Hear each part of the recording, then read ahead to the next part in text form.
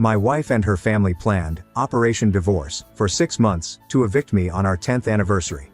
Instead, I flipped their plan in one night. After 10 years of marriage with Lydia, I believed we had something substantial. We met in college, married young, and created what I thought was a good life together. She works in marketing. I'm a software developer. We have some decent money between us. Her family was constantly active, perhaps too involved, but I assumed it came with marrying into a close-knit bunch. Her sisters, Marissa and Talia, as well as her mother Vivian, are constantly bothering us, but I put up with it because I loved Lydia. What I didn't realize was how much they all disliked me. I helped Lydia set up her new iPhone 3 weeks ago. She had been moaning about how slow her old one was, so she finally updated. While importing her apps and data, I logged into her iCloud to ensure that everything was correctly synced. She was in the shower when her laptop screen filled up with notifications. I believed it was work-related because she was constantly besieged with mails. But then I noticed a WhatsApp notification from Operation Divorce Dan. My name is Daniel. I opened WhatsApp in the browser and discovered a group chat with Lydia, Marissa, Talia and Vivian. The messages made my blood run cold, but I continued reading because I wanted to know what I was dealing with. Marissa wrote, "He is so foolish." Talia replied, "I already called the moving company. We can clear his stuff while he's at work Thursday. Everything goes to storage unit 247 on 5th Street. Mom got the key yesterday." Vivian chimed in, "My lawyer friend has the divorce papers ready. Dan will be served right at the party. He'll be homeless by 6 p.m. Can't wait to see his face." Lydia had sent a laughing emoji and added, "We should film it for TikTok. Watch this loser get what he deserves. 10 years of pretending to love this pathetic man, and I can finally be free." I screenshotted everything, every message dated back months. They'd been planning this for half a year, and it was perfectly timed for our anniversary, which I believed we were celebrating on Saturday. Lydia's surprise party turned out to be my own eviction and divorce ambush. The mails showed a lot more. They discussed how they had always regarded me as beneath their family. Lydia only married me because she was pregnant her senior year, which I had no idea about because she miscarried early and never discussed the reason for our short engagement. How they had been waiting for the proper time to fully ruin me. Marissa suggested that I was very comfortable and needed to be brought down a few pegs. Talia mentioned how they wanted me to lose everything so that I would understand my station. Vivian started calling me worthless and saying her daughter deserved more than any unknown programmer. They had everything planned out. Lydia planned to appear normal all week and then invite me to what I assumed was our anniversary dinner on Saturday evening. Instead, I'd walk into a room filled with divorce papers and moving boxes, and they'd all be filming my reaction for social media. They intended to thoroughly humiliate me. What they don't realize is that I've been expecting something like this for a while. Not exactly, but I've noticed the coldness, the way people look at me during family gatherings, and the pause and hushed talks when I enter a room. I've been quietly preparing for years to ensure that I was financially and legally secured if Lydia ever tried to leave me with nothing. See, I'm not the stupid nothing coder people believe I am. I've been building fortune through investments and side projects that they have no idea about. I only have assets in my name. They have never considered backup plans and are utterly unaware of links. While they have been planning for 6 months, I have been deliberately placing myself for 4 years. I've spent the last 3 weeks pretending normal and taking screenshots of every new communication they send. They keep adding elements to their plan, getting more enthusiastic for Saturday. Lydia even asked me what time I wanted to depart for our special dinner yesterday, and I couldn't keep a straight face when I realized what she meant. Which storage unit did they rent? I know just where it is. Who is the lawyer that Vivian mentioned? I've already completed my research. What about the moving company Talia hired? They're going to face some unexpected challenges tomorrow. Tonight is Friday. Tomorrow at 7 p.m., I'm meant to stroll into my own surprise party, but I have some surprises of my own that they won't expect. I've been preparing for this moment for longer than they have planned to destroy me. And by Sunday night, all 3 of these women will know precisely what happens when you underestimate the wrong person. Update 1. Holy crap, Reddit. Yesterday was completely chaotic, and I'm still processing everything that happened. Thank you to everyone who commented on my initial post. Some of you predicted precisely what was going to happen. Saturday morning began normally enough. Lydia was acting especially kind, possibly thinking she was being clever. She served me breakfast and kept mentioning how eager she was for our special evening. She even brought up particular memories from our wedding, telling me how much she loved me and how excited she was to commemorate our 10th anniversary. The entire time, I'm watching her execute this act, knowing exactly what she expects to happen in a few hours. Every smile was artificial. Every kiss felt like betrayal. and every nice word was only part of her elaborate deceit. It took everything I had not to confront her right there and then. Around 2 p.m., she mentioned that she wanted to run errands to prepare for tonight. She claimed she needed to pick up flowers and visit the restaurant to confirm our reservation. Perfect timing. As soon as she went, I made my first move. Here's what I didn't say in the original post. Which storage unit did they rent? It's under my name. Talia utilized my credit card information from the time I helped her move last year. She still had my information preserved and assumed I'd never notice a storage rental charge, but I watch every transaction on every account I own. And I've been watching that unit for weeks. What made this even better was that over my 3 weeks of monitoring their chat, I discovered they had been relocating my belongings gradually, not all at once, but piece by piece while I was at work. They believed they were being clever by stealing stuff I wouldn't notice straight away. My old college textbooks, some tools from the garage, and winter gear I won't need for months. They had the entire system worked out. Talia would text when all was clear. Marissa would bring her SUV, and they'd load whatever they could fit. They photographed everything and kept notes of what they had taken and what was still to be grabbed. I drove directly there and cleared it out. Every box and piece of furniture had previously been moved. I had my own truck and relocated everything to a place across town that they will never discover. I changed the locks on their unit and prepaid for 6 months in my name solely. But this is where things become interesting. I didn't just shift my belongings. I replaced them. I packed their storage unit with everything from my home office that I'd been meaning to get rid of for years. Old broken devices, out-of-date computer equipment, and mountains of useless documents. It appeared as if someone had been there and cleared out valuable objects, leaving behind evident garbage. Then I went home to wait. Lydia returned around 5 p.m. with Marissa and Talia. They were all giggly and thrilled, as if they were about to pull off the ideal ambush. Vivian arrived at 6:30 with a manila packet, which I assumed contained the divorce papers. Lydia told me around 7 p.m. that it was time to leave for our anniversary dinner. We got into my car, and she told me to drive to Marissa's place. When we pulled up, I noticed movement through the windows and knew this was it. Lydia stated that she wanted to pop over briefly to pick up something. When we stepped in the door, they were all standing there with huge grins on their faces. Vivian stepped forward with the packet, and Marissa pulled out her phone, evidently ready to record. That's when I spoke the words I'd been practicing for 3 weeks. Before you start filming, you might want to check storage unit 247. Lydia turned absolutely white. Talia truly dropped her phone. Marissa began to inquire what I meant, but I could see the panic rising. I told them about Operation Divorce Dan. I was aware of every message, plan, and detail that they had spent months putting together. I took out my phone and began reading their own statements back to them. The room exploded. Lydia instantly began yelling that I had breached her privacy and that I was insane for spying on her intimate discussions.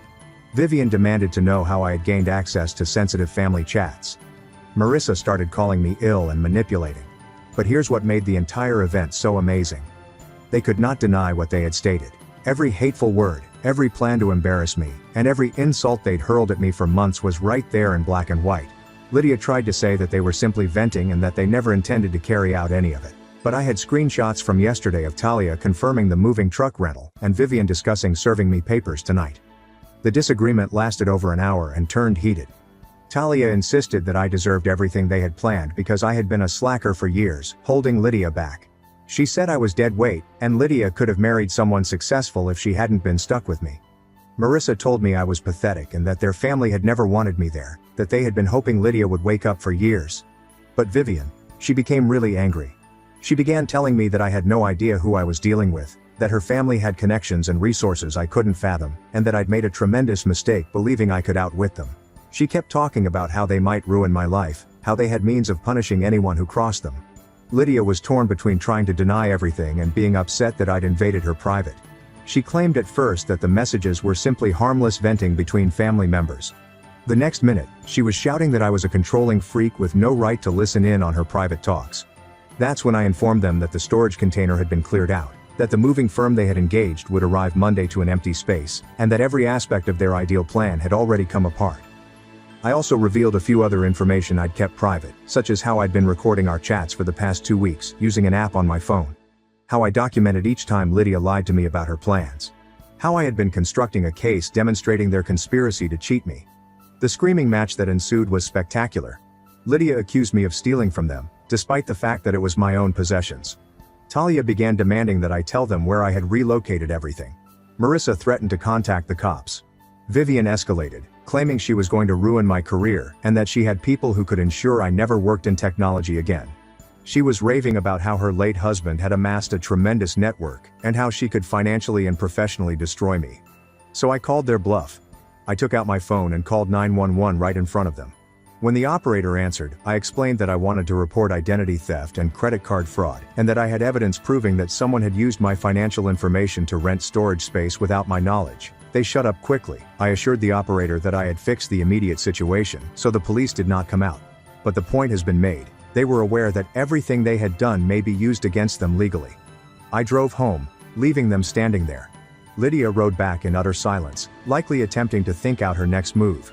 When we arrived inside, Mother walked straight to our bedroom and closed the door. I could hear her on the phone with someone, most likely one of her sisters, but couldn't understand what she was saying. About an hour later, she returned and attempted an entirely different technique. She suddenly apologized, stating the group conversation was merely family drama and she never meant any of it. She claimed her sisters had pressed her into agreeing to their plan, and she had been trying to find a way out. She stated she loved me and wanted to work things out, and that we could go to counseling to repair our marriage. She even proposed that we repeat our vows and have a proper celebration of our 10 years together. I listened to every word but did not believe a single one. This woman had spent months preparing to publicly humiliate me. She had described me as miserable and worthless to her family. They had planned to have me served with divorce papers as entertainment for their social media. But here's the thing, Reddit. This was only the introductory shot. They believe that losing storage access and having their plot exposed is the worst I can do to them. They believe Lydia can sweet-talk her way out of this, and things will return to normal. They have no notion what happens next. See, while they spent months arranging Operation Divorce Dan, I spent years preparing for something similar. I have financial tactics they are unaware of, legal protections they have never considered, and contingency plans for events they cannot even envision. Remember how I indicated in my first post that I was accumulating wealth through investments and side projects? There's a lot more to the story. For the past 4 years, I have been actively defending myself from this type of family manipulation. Every asset, account, and legal document has been constructed to prevent them from destroying my finances. The storage unit switch was simply me letting them know I wasn't the stupid, defenseless victim they assumed I was. The real pressure hasn't even begun yet. Monday morning will be pretty intriguing for all 3 of these women. Let's just say Vivian's claims about having connections and riches are going to be challenged in ways she never expected. Update 2. I promised you that these women would have an exciting Monday morning. That was an understatement. First, let me address some of the criticisms from my previous update. Yes, some of you say I should have just walked away and started over, but that would have meant allowing them to continue believing they could ruin people without consequences. These women spent months plotting to publicly humiliate me and render me homeless for their pleasure. Monday began early. Lydia departed for work about 7:30 a.m., still trying to pretend that everything was normal between us. She even kissed me goodbye and expressed her desire that when she returned home, we might chat further about mending our marriage. I simply nodded and encouraged her to have a good day. At 8 a.m. sharp, I made my initial move. See, during my 4 years of preparation, I wasn't just accumulating wealth and protecting assets. I'd been studying everything I could about each member of this family, including their employment, finances, responsibilities, and stress areas. Information is power, and I had been gathering it meticulously. These women thought they knew everything about me, but they had never taken the time to learn about my abilities. They observed a quiet coder who didn't create a fuss at family events, so they felt I was weak and controllable. Lydia works for a small marketing firm that runs social media campaigns for local businesses. What she doesn't realize is that I've been providing web development services to 3 of their largest clients for the past 2 years, not through her company, but directly with the business owners. At 8 a.m., I emailed detailed offers to all 3 clients, proposing to manage their whole digital presence in-house for substantially less than they are presently paying her company. By 9:15 a.m., I'd signed contracts with 2 of them and received verbal commitments from the 3rd. Lydia's firm lost 60% of their income in 90 minutes. Marissa works as a rental property manager for a company that manages approximately 40 apartment units throughout town. What she doesn't realize is that I knew her supervisor Brandon from college. We weren't close friends, but we maintained loose contact via LinkedIn. At 10 a.m., I called Brandon and informed him that I needed to discuss a severe issue with one of his employees. I outlined how Marissa had been exploiting company resources for personal vendettas, notably her access to tenant information and management systems to orchestrate harassment campaigns against family members. I never accused her of anything criminal. I only presented the facts. Marissa had used her work computer to look at storage options for their Operation Divorce Dan. She had planned personal activities during working hours, including moving truck coordination. She'd even utilized the business vehicle for several of their relocation excursions. Brandon took this extremely seriously. By noon, Marissa was in a meeting with HR to discuss her inappropriate use of company resources and violation of privacy policies. Talia came next, and she was the easiest target. Talia works part-time in a dentist office and relies on weekend catering engagements to make ends meet. She's established a solid reputation for hosting small events and parties around town. What makes this excellent is that the majority of her clients book her based on social media recommendations and word-of-mouth referrals. I spent Monday afternoon writing elaborate social media postings about my recent anniversary celebrations. Nothing malicious, nothing that may land me in legal trouble. Just candid accounts of how specific local service providers let me down at what should have been a special occasion. I detailed how a food organizer I'd hired for a family function was surreptitiously conspiring with relatives to ruin the event. I sent copies of her own messages describing her efforts to disrupt our celebration. I marked every local event planning organization, wedding venue, and party supply store in town. I posted to all of the community Facebook groups where people frequently inquired for catering recommendations.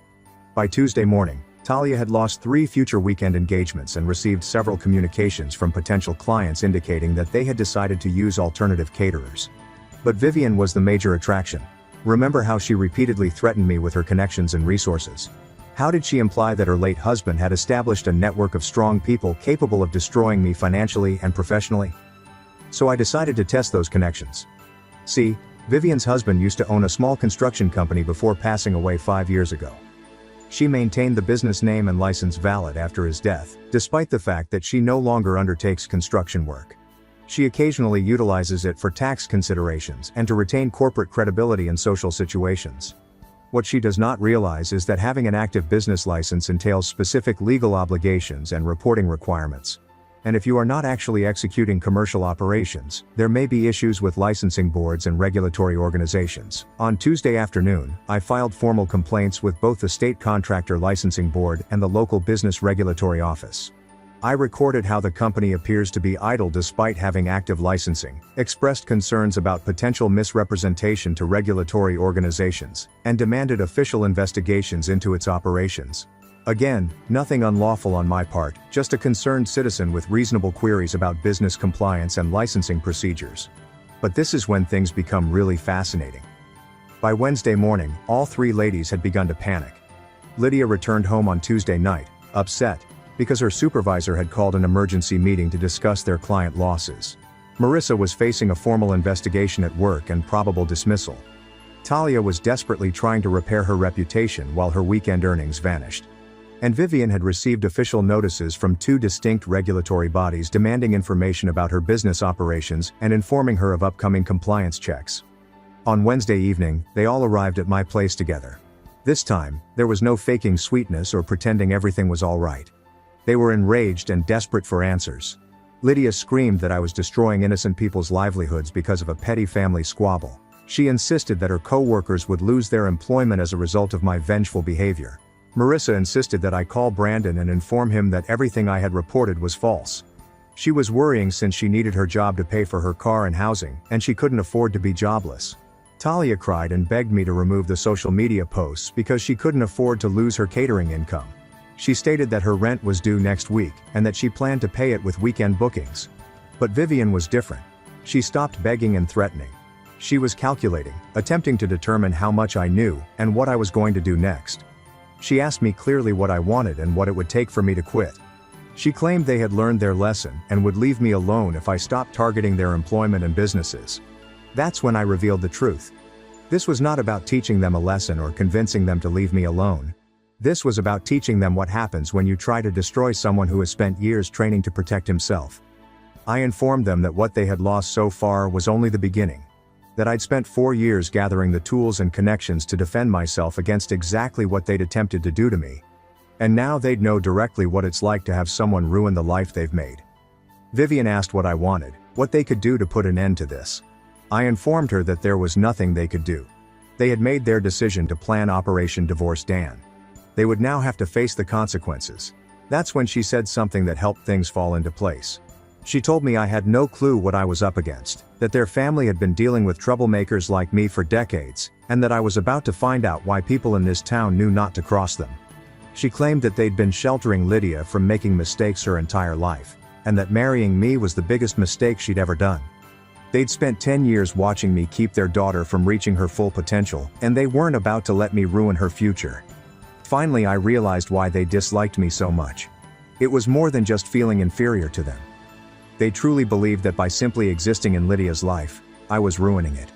From their perspective, I was the impediment to their kid reaching her full potential. They considered me as a burden, preventing her from having the prosperous husband she deserved. In their minds, Operation Divorce Dan was not cruelty, but rather an intervention. However, recognizing their motivation did not change anything.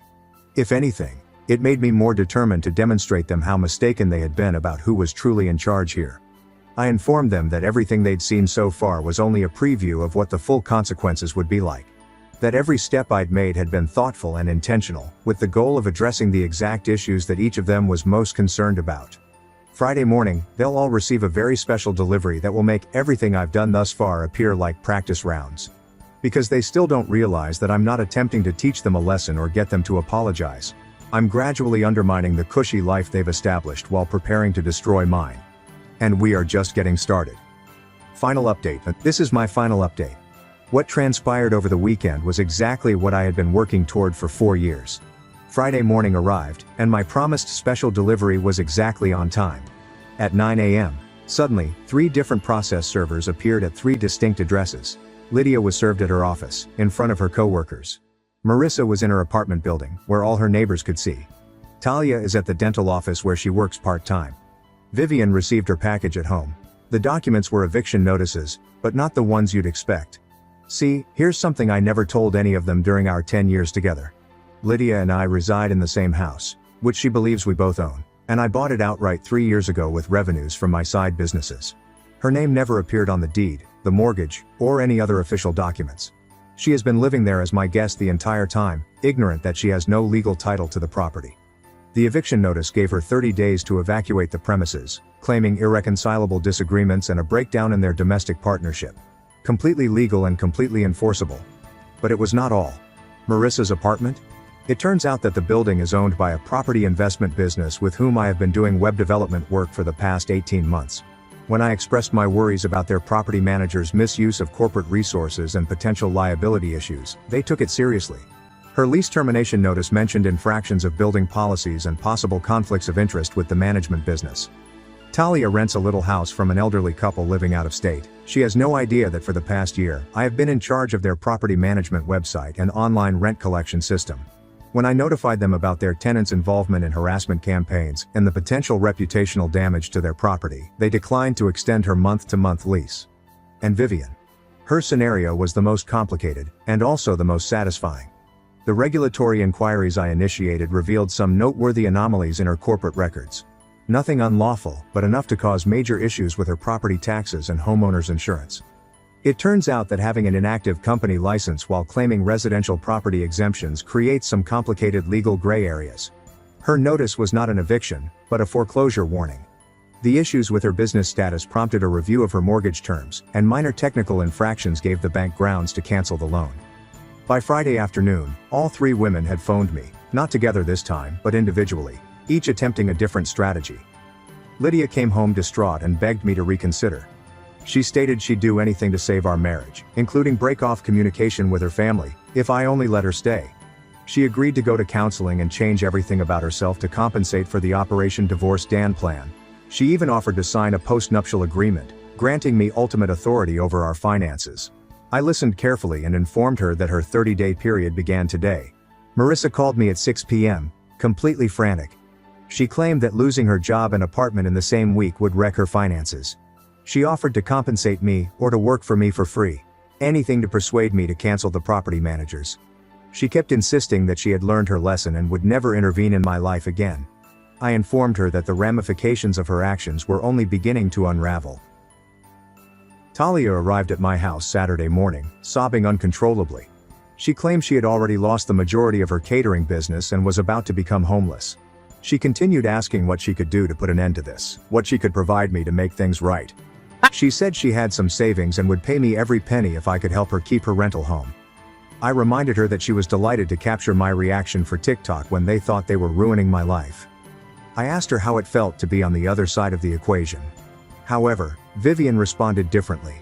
She did not beg, cry, or offer me anything. She arrived at my house on Saturday evening with a cold, calculated expression on her face and told me that I had made the biggest mistake of my life. She stated her family had connections I couldn't comprehend, resources I didn't understand, and problem-solving strategies I wasn't expecting. She explained that she had spent the previous 2 days making phone calls and that I was about to discover why people in this town know better than to cross her family. I inquired about how those connections were working out for her foreclosure concern. That's when she began to break. She revealed that most of her husband's former business acquaintances had moved away or retired in the previous 5 years. That the formidable network she had been frightening me with consisted primarily of recollections and old business cards. She claimed she had been attempting to project an image of influence and control in order to safeguard her family's reputation, but the reality was far from that. Her husband's death had left her with more obligations than assets, and she'd been struggling financially for years, pretending everything was okay. The company license issues were not simply bureaucratic. They were the final blow, revealing how perilous her situation truly was.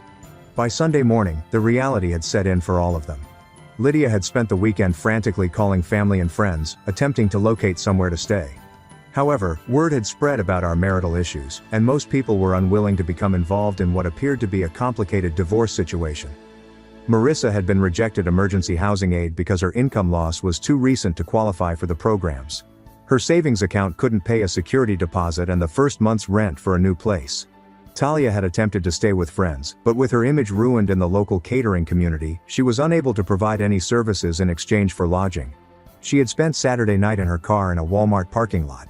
And Vivian, the foreclosure process was hastened due to corporate compliance concerns. She had fewer than 2 weeks to make a big payment or locate alternative housing. On Sunday evening, they all arrived at my place for the final time. This was not the heated exchange from earlier in the week. This was sheer desperation. They stood on my porch, appearing fatigued, defeated, and terrified. Lydia had clearly been crying for hours. Marissa kept checking her phone, as if she were waiting for a miracle call. Talia appeared to have not slept. Vivian appeared to have aged 10 years in the last week. Lydia spoke first, stating they were sorry for everything and that they had never intended for things to escalate this far. That Operation Divorce Dan was just ridiculous family drama that spiraled out of control. Marissa stated that they recognized they'd made a tremendous mistake, had learnt their lesson, and would never do anything like this again. Talia was crying as she spoke, claiming she was sorry for wanting to capture my humiliation and that she realized how cruel and thoughtless it was. Vivian said they begged me for forgiveness, that they'd all learnt their lesson and simply wanted a chance to restore their lives. I listened to every word and then told them exactly what I had planned to say for 4 years. I explained that everything that happened to them was a direct result of their own choices. Operation Divorce. Dan was not a lighthearted family drama, it was a determined attempt to wreck my life for their pleasure.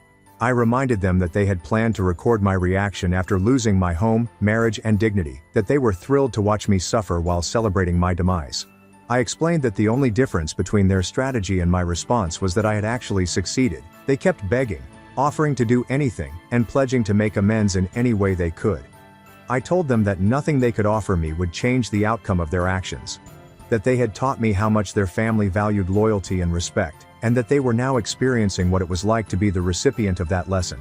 As I closed the door, I heard them outside talking about where they were going to sleep that night. It's been 3 days since then.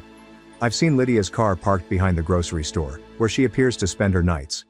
Marissa has been residing in the parking lot of a 24-hour laundromat. Talia and Vivian have been using Vivian's automobile to travel between venues in order to avoid detection by security or police. They've been texting, calling, and leaving voicemails with the same message. We apologize. We did not mean it. Please. The desperation in their voices becomes more apparent with each communication. Lydia left me a 40-minute voicemail yesterday, crying and apologizing over and over. But I am not answering.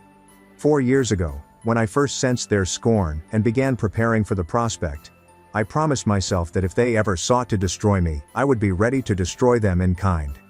I spent those years expanding my resources, making relationships, and portraying myself as untouchable. They wanted to watch me lose everything while laughing and recording it for social media. Instead, they are sleeping in their cars, whereas I am living happily in my home, with my thriving business and financial security intact. The operation was named Divorce Dan. I suppose you could say the operation was a total success, just not in the way they had anticipated.